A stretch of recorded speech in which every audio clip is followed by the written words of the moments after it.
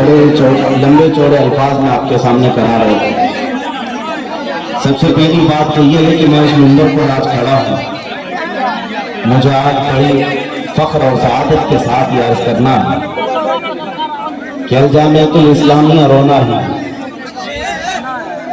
जिसकी खुशबुएं चारदांगे आलम में फैली हुई है, उसके अजीम असातिज़ा का ये बाबरकत मंदिर है। इस पर बैठे हुए अकाबिर उलमा निस्बत में मेरे दादा उस्ताद भी जामिया इस्लामिया रोनाई से रोशा चीज जो उलमा है वो मेरे असातिज़ा में से, और अल्हम्दुलिल्लाह मुझे इस बात पर फख्र है कि यहाँ से बचने वाले इल्म की खैरात हमने यूरोप की सरजमीन पर भी देखी है और अरब की सरजमीन पर भी देखी है। और नौजवानों, तुम्हारा अपना तारुफ इसी इदारे की वजह से है, तुम्हारी अपनी शनाख्त, तुम्हारी आइडेंटिटी इसी इदारे की वजह से। इस जामिया इस्लामिया ने तुम्हारे इस छोटे से कस्बे को पूरी दुनिया में पहुंचा दिया। अल्लाह ताला इसकी बरकतें सुबह क़यामत तक कायम दाम रखे। और आज का ये इजलास जैसे कि मुझे बताया गया, हुज्जाज किराम ज़ियारत हरमैन तैयबैन के लिए निकल रहे हैं, एजाज़न उनके लिए जलसा रखा गया। ये बड़ी खुशी की बात है कि इन मौके पर भी हमारे यहाँ जलसे हो जाते हैं, और इन्हीं जलसों की मुनासिबत से हम अपने अकीदे और अपने जज्बात अपनी कौम तक रख पाते हैं। मेरे अजीजों, हमारा इतना ही इंट्रोडक्शन है, हमारा इतना ही तारुफ है। या रसूल अल्लाह, तेरे इश्क की बदौलत मुझे जिंदगी मिली है। या रसूल अल्लाह, तेरे इश्क की बदौलत मुझे जिंदगी मिली है। मेरी बात बन गई है तेरी बात करते करते, है जो जिंदगानी बाकी ये इरादा कर लिया है, तेरे मुनकिरों से आका मैं मरूंगा लड़ते लड़ते। या रसूल अल्लाह, जब तक बिके न थे तो कोई पूछता न था, जब तक बिके न थे तो कोई पूछता न था, तुमने खरीद कर हमें अनमोल कर दिया। ये नाज़ी अंदाज हमारे नहीं होते, झोली में अगर टुकड़े तुम्हारे नहीं होते, जब तक के मदीने से इशारे नहीं होते, रोशन मेरी किस्मत के सितारे नहीं होते।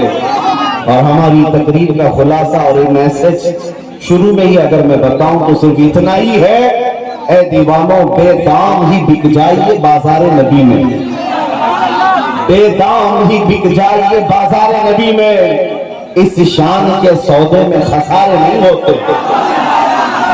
हमने अपनी जिंदगी में देखा है अजीजा निगरानी वक़ार हुजूर अकरम सल्लल्लाहु तआला अलैहि वसल्लम का कुर्ब और उनकी इज्जत के साथ पहरेदारी की वफादारी इंसान को ऐसा बना देती है, बेबाक बना देती है, दुनिया की ताकतों से वो खौफ करना छोड़ देता है।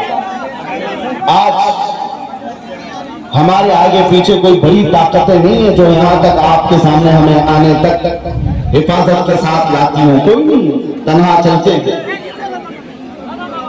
आपके इलाके के हालात आप अच्छी तरह से जानते हैं, शायद अभी हफ्ता भर नहीं हुआ होगा, मऊ घोसी में मैं हाजिर था। एक साहब वहां पर डरे हुए हमसे पूछ रहे थे कि यहाँ हमारे देश के, हमारे प्रदेश के हालात बड़े खराब है, यहाँ तक आपको आने में कोई दिक्कत तो नहीं है?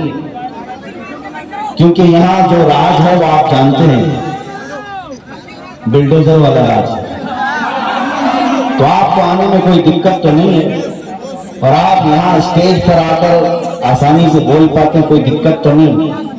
उस दिन तक मेरे ज़हन में नहीं था, हमने आज उनको जवाब ये देना था, वो तो मऊ था, घोसी था, हम तो अयोध्या भी पहुंच गए। हम तो ऑफिशियल अयोध्या पहुंच गए, और इंशाअल्लाह लजीज एक वक्त आएगा जब हर दीवार बल्कि हर इलाके से ये आवाज गूंजेगी, लब्बैक या रसूल अल्लाह। अजीजा निगरानी वक़ार नौजवानों में मैं एक बेदारी देख रहा हूँ, शमाल से जुनूब तक, मशरिक से मगरिब तक। अगर ये बेदारी बाकी रही और बढ़ गई तो इंशाअल्लाह इनकलाब को आना, अंधेरे के बाद उजाले को तुलू होना, और जुल्म की चादर ज्यादा देर तक नहीं तनी रह सकती। कुफ्र की हुकूमत तो रह सकती है, जुल्म की हुकूमत ज्यादा देर तक नहीं। अगर आज हालात खराब होने के हम बार बार गीत गा रहे हैं तो मैं कहता हूं नौजवानों, नाउमीदी और मायूसी की तरफ मत जाना। इस्लाम और मुसलमानों के लिए पिछले 1400 सालों से हालात कभी साजगार नहीं रहे।